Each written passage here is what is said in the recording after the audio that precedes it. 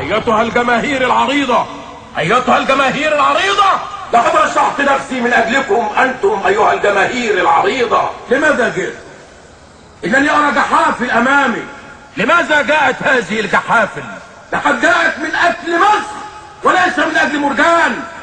وإننا أعاهدكم من الآن أن لكل فرد سوف يكون له فيلا في الساحل الشمالي، فيلا من دورين، 4 أوض وصالة فوق وحمامين، وتحت في أوضة للدادة، وأمام الفيلا في حمام سباحة. من حقكم إن كل مواطن حمام سباحة قدام الفيلا، غير الجنينة اللي فيها الموز والبرتقال واليوستفندي. اليوستفندي مهم للشعب المصري. في جنينة ورا عايزين تزرعوا فيها كنتالوب، وماله؟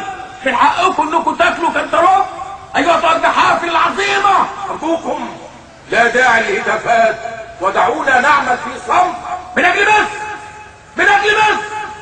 يا حسن، فين الدايره وفين الناس؟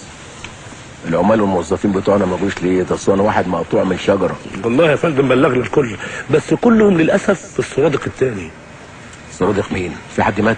لا سعادتك، ده سرادق الدكتوره جيهان مراد اللي نازله في الانتخابات قصاد سعادتك. جيهان مراد؟ بقى الناس بتوعنا راحوا لجيهان مراد ومحدش عبرنا انا؟ خصم شهر لكل واحد. هتفرج ان شاء الله يا باشا. طب كلم الواد عدي يا ابني، هو قايل لي انا هجيب صحابه بتوع الجامعه ويجوا. شوفوا ما جاش ليه؟ الاستاذ عدي مش هيجي يا فندم. مش هيجي ليه؟ انت مأكد عليها الصبح. اصل هو والانسه علياء في السرادق الثاني. فين؟ في السرادق الثاني سعادتك. بتاع جيهان مراد؟ ايوه. ولادي والعمال والموظفين بتوعي عند جيهان مراد؟ ايوه سعادتك. على فين؟ انا رايح عند جيهان